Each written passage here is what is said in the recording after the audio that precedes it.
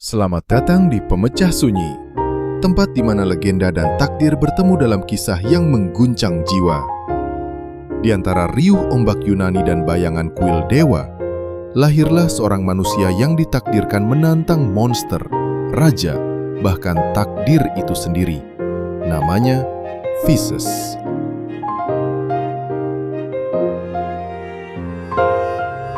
Athena, dewi kebijaksanaan, menatap dari langit kota kecil Troezen.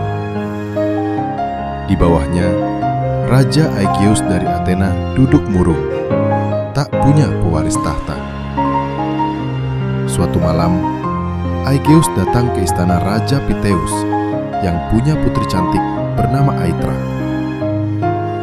Malam itu, kabut turun, dan di antara bisikan angin, Dewa Laut Poseidon sendiri turun dari kedalaman, menyatukan takdir manusia dan dewa.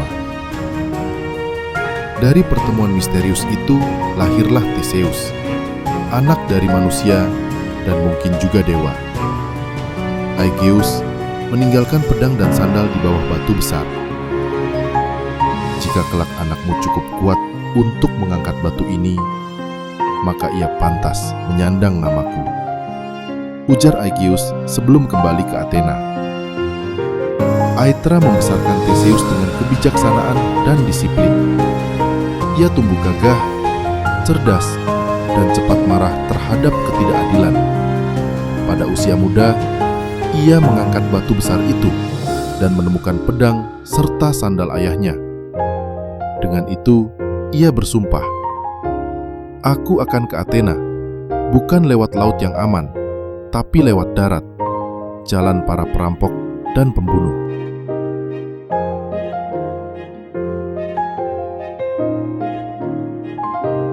Perjalanan Theseus penuh bahaya, dan disinilah ia membentuk jiwanya sebagai pahlawan. Perampok Periphetes, si pemukul dengan gada besi. Theseus menantangnya dan membunuhnya dengan senjata yang sama.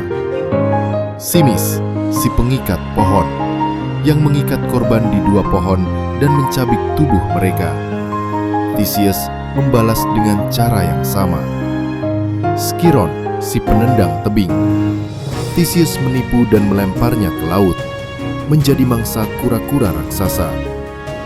Prokrustes, si penyiksa ranjang, memotong tubuh korban agar muat di ranjang besinya. Theseus membalas dengan keadilan yang sama kejamnya. Langkah demi langkah, darah para tiran menandai jalannya, dan nama Theseus mulai menggema bahkan sebelum ia tiba di Athena.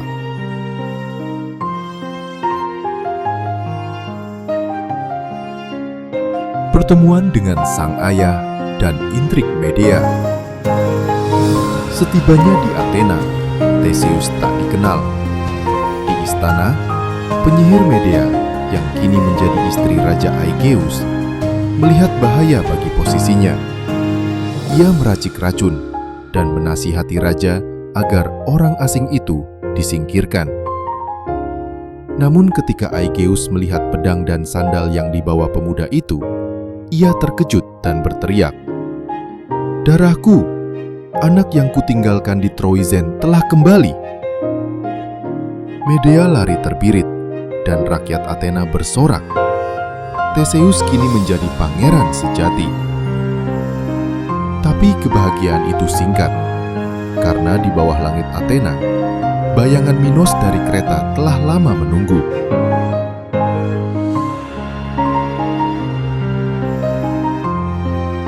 Dosa Athena dan Upeti ke Kreta. Bertahun-tahun sebelumnya, putra Raja Minos terbunuh di Athena.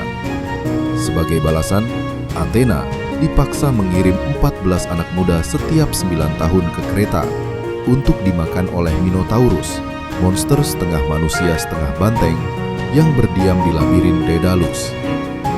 Tak ada yang kembali hidup, hanya suara jerit di kegelapan. Ketika giliran berikutnya tiba, Theseus berdiri maju. "Aku akan ke Kreta. Aku akan membunuh monster itu dan mengakhiri kutukan ini."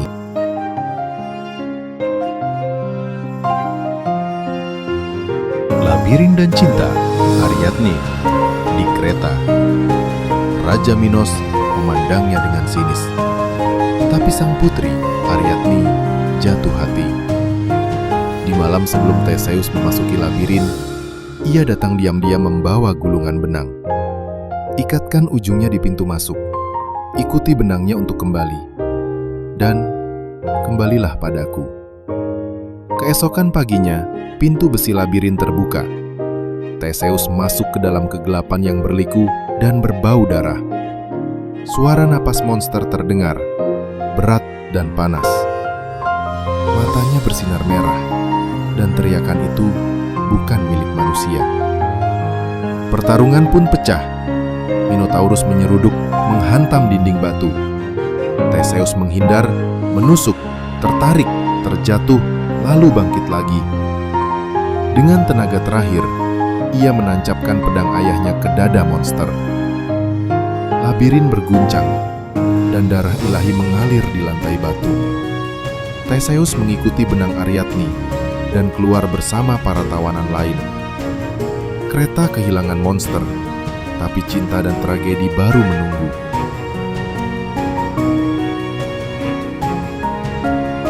Pengkhianatan di Pulau Naxos. Mereka berlayar dari kereta, membawa kebebasan. Ariadne tidur di dek kapal, kepalanya bersandar di dada Theseus. Namun ketika fajar menyingsing, Theseus terdiam menatap pantai Naxos. Dalam versi yang berbeda, Dewa Dionysus datang dalam mimpi dan berkata, "Ariadne milikku, tinggalkan dia di pulau ini, atau kutukanku akan mengikutimu." Theseus meninggalkan Ariadne, dan kapal terus berlayar, membawa rasa bersalah yang tak akan pernah hilang. Ariadne menangis di tepi pantai, sementara Dionysus turun dari langit, mengangkatnya menjadi bintang.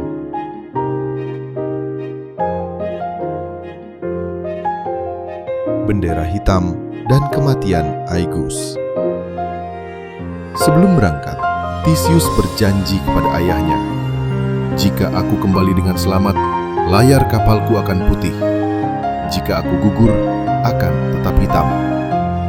Namun, dalam kelelahan dan kesedihan, ia lupa mengganti layar. Dari menara di Athena, Aegus melihat layar hitam dan berteriak pilu. Ia melompat ke laut, dan laut itu kini disebut Laut Aegea, mengenang raja yang mati karena cinta dan duka. Ketika Theseus tiba, rakyat menyambut pahlawan, tapi dalam dirinya hanya ada hampa.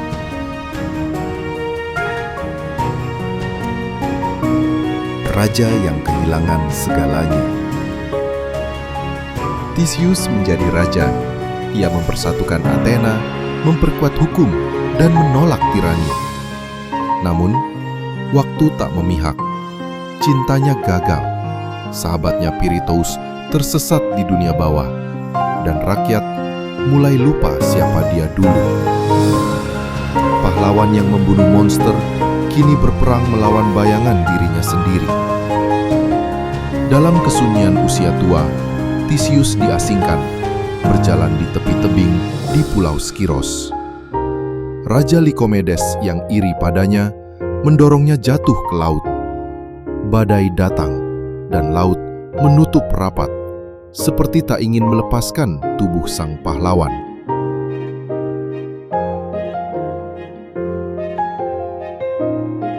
Warisan sang pahlawan.